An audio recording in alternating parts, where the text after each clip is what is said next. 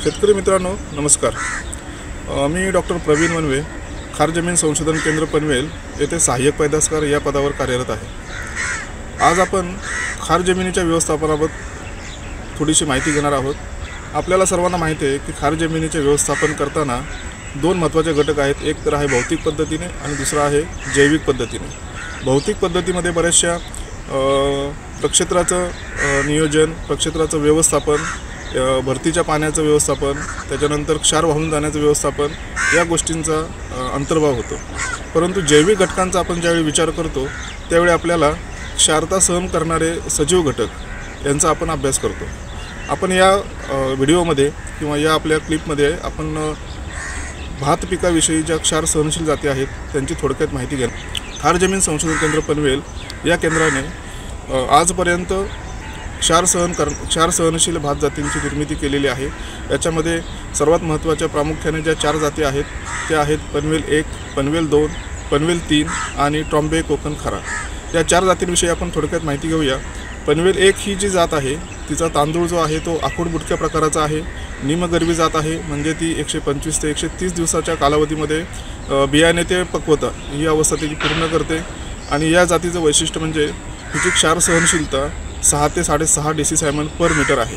आणि ही जात 1984 साली आपण प्रसारित केलेली आहे आणि आज तागायत तिला शेतकरी वर्गाकडून फार मोठ्या प्रमाणामध्ये मागणी आहे। या जातीचं वैशिष्ट्य म्हणजे याचा तांदूळ देखील चांगला होतो आणि याच्यापासून भाकरी देखील उत्तम प्रतीची होते। त्याच्यानंतर जी जात आहे आपण पनवेल 2 ही जात आपण निर्माण केली। हिची देखील क्षार सहनशीलता जी आहे ती आपण 6 ते 7.5 डेसिसायमन पर मीटर एवढी आहे। ह्या जातीचं गुणवैशिष्ट्य म्हणजे हिचे जो तांदूळ आहे तो लांबड बारीक वर्गातला आहे आणि ही हळवी जात आहे। हिचा पक्वतेचा कालावधी साधारणतः बियाण्यापासून कापणीपर्यंतचा जो कालावधी आहे तो 115 ते 120 दिवस एवढा आहे। त्याच्यानंतर 2000 साली आपण पनवेल 3 या नावाची जात विकसित केली। अतिशय उंच, अतिशय चांगली विगरस ग्रोथ म्हणजे अतिशय जोमदार वाढ असलेली ही तांदळाची जात आहे, जी सुरुवातीचा जो लागवडीनंतरचा जो पर्जन्यमान आहे किंवा पूर्वजन्य परिस्थिती होते याच्यामध्ये देखील ती चांगल्या प्रकारे तग धरते।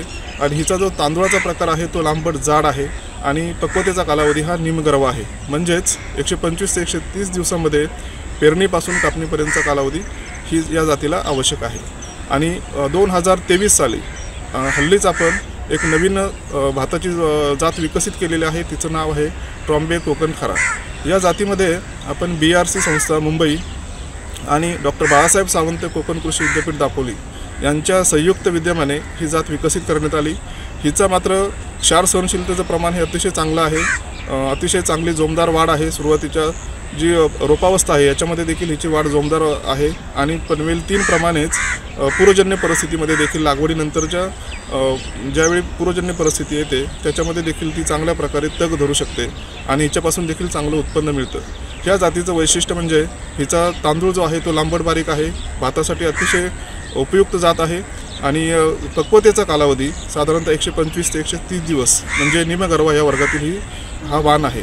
तरी माझी शेतकरी वर्गांना विनंती आहे की जसं आपण खार जमिनीच्या व्यवस्थापनामध्ये भौतिक घटक म्हणजे मातीचे जे प्रक्षेत्राचं नियोजन आहे त्याचबरोबर आपण त्या प्रक्षेत्रामध्ये ज्या गोष्टी लागवड करणार आहोत किंवा कृषीविषयक घटक राबवणार आहोत ते जर सहनशील वाण आपण जर निवड केली तर निश्चित आपल्या उत्पादनामध्ये चांगला फायदा होईल। चला आता शेतकरी बंधूंनो, हा व्हिडिओ आपल्याला आवडला असल्यास आपण डॉक्टर बाळासाहेब सावंत कोकण कृषी विद्यापीठाच्या यूट्यूब चॅनलला, त्याचप्रमाणे फेसबुक पेजला लाईक, शेअर, सबस्क्राईब आणि फॉलो करायला विसरू नका।